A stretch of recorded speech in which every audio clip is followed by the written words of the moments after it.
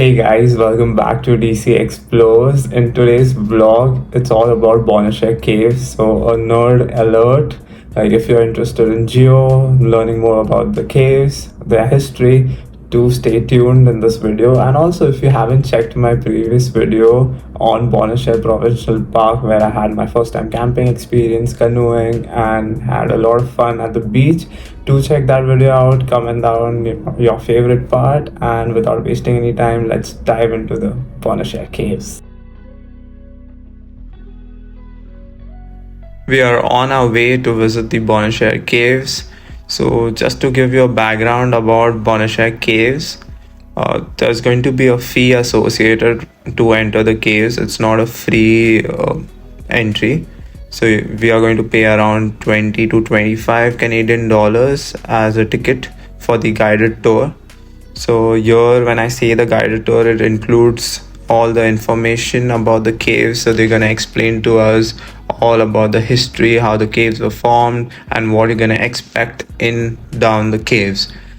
They also mentioned that you need to wear some jacket, as it's going to be very cool down in there compared to the temperature up here. So I'm just going to take some risk and go in with my t-shirt. The guided tour happens in time slots. So if you don't like waiting or wasting your time, you should definitely check out their website and plan your trip to this cave. And yeah, we are just right now clicking some pictures, exploring the place around, and killing our time. Take a look at it, and what does it look like to you all? Honeycomb. Exactly, it looks like honeycomb.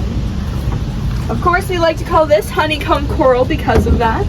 It does have a more scientific name though, and that is tabulate. There are two other types of coral, like when it was alive.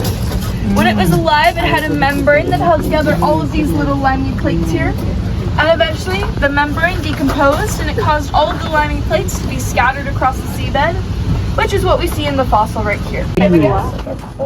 Coral, seaweed, I heard over here. Both of those are very nice. Any other guesses? Kelp, nice. Algae, again, very nice. I mean, it looks like a green, but Yeah, but it's not on the board. We're being a little sneaky there. Any other guesses? Awesome, we'll get everyone all around here. The job's complete. So he marked it down on his map as subterranean channels and then continued on down the river. His map was then put into a museum for the next 100 years until our redneck paleontologist friend Tom Woodward found it, and Tom decided he wanted to visit some caves. So we took a look at the natural entrances and realized they were extremely dangerous. The water was moving too fast. So instead, he headed up that hill just behind everyone over there, and that's where he found one of our property's sinkholes.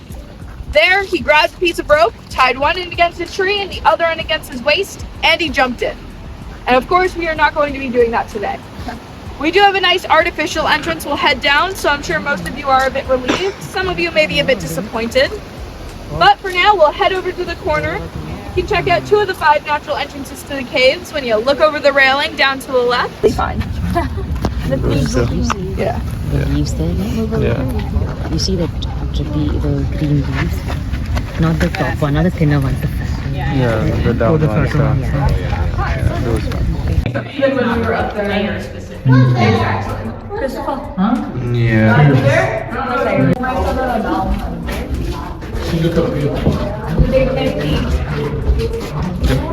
Just 2 about right there for me, thank you. Perfect. They can reach from the ceilings to the floor and are equally the age of the caves themselves. Of course, ours are not that old nor that big. I can promise you though, if you come back in a few million years, they will be about that size. So definitely add that to your calendars. Now if you take your hand, you can put it on the wall behind you there.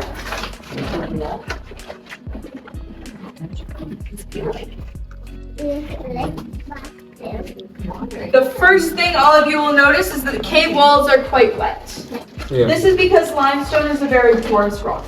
It holds in water quite easily, and eventually it makes its way down here to the cave. And since it's an open spot, it comes out of the cave walls. Off, it leaves trace amounts of minerals such as calcium, and that begins to grow the stalactite. But another thing you might have noticed about the walls is that they're quite rough and bumpy. They have an interesting texture.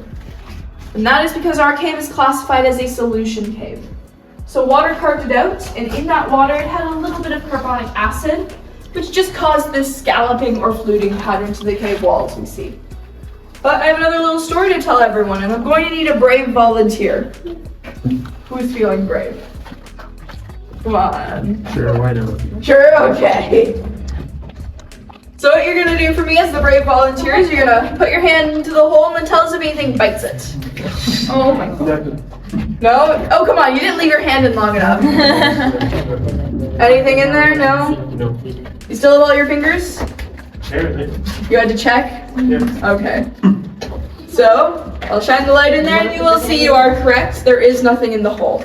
But thank you for being the brave volunteer. We'll give you a little round of applause. Now, of course, there wasn't always nothing in that hole. When Tom was first bringing tours down, we didn't have this wonderful boardwalk we do now. So he recommended to everyone to keep a hand on the cave wall. It steadied them and kept them safe. A woman was doing just that when her hand slipped into the hole.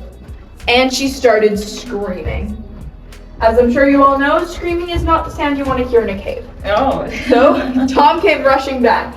And he said, Miss, are you okay? What just happened? And she said, oh, I'm fine, Tom. I just had a bit of a fright. I do have a question for you, though. Could you please tell me why your cave walls just went from being cold, wet, a bit slimy, to warm and fuzzy? A bit confused, Tom shone his flashlight into the hole right here, and it showed two baby brown bats. Now, of course, the woman scared the bats a bit more than they scared her, and they have not been back in the hole since then. But we always have someone check it out for us, just in case, so thank you for your sacrifice there. Tons of other fossils in this wall as well. Tons of brachiopods, a couple gastropods, crinoid rings, all of that. We'll get you all a little down here. Yeah. Behind me now and kind of doubting me, as I was just talking about how safe it was. And now I've brought you all to this. And yes, it is a cave-in. Don't worry though, we do have this wonderful safety stick here. Holds everything up, keeps us all very safe. Now, of course, it is in fact just a stick. Very shocking, I know. But how these rocks are actually held up is a mixture of the walls right here that don't let these ones move forward. And this big rock behind me that puts enough pressure on everything else that it keeps it from moving.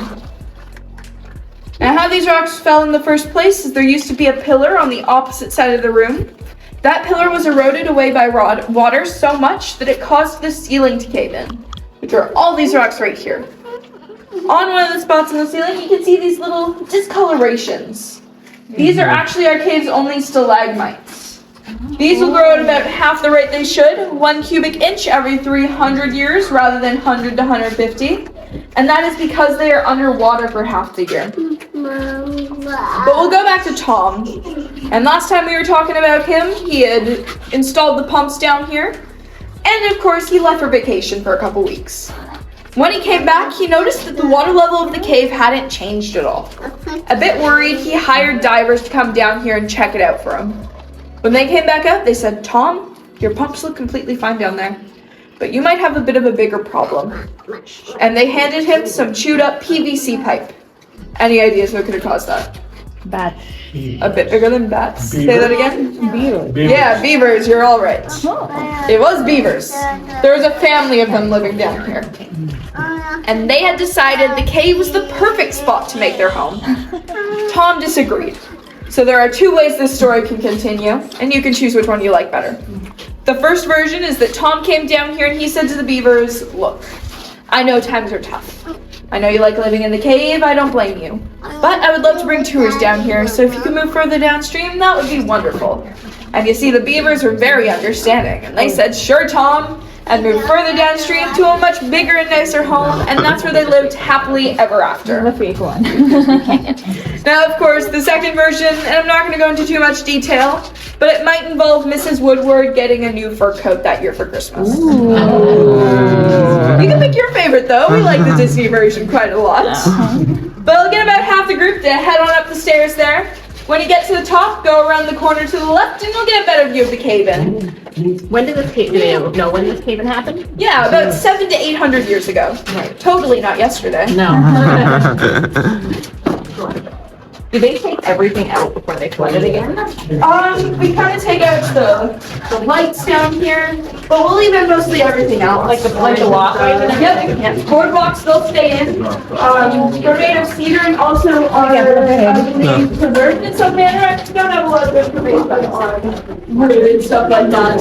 Yeah. But they're preserved in some manner, and it doesn't let it do anything. It keeps it kind of fine.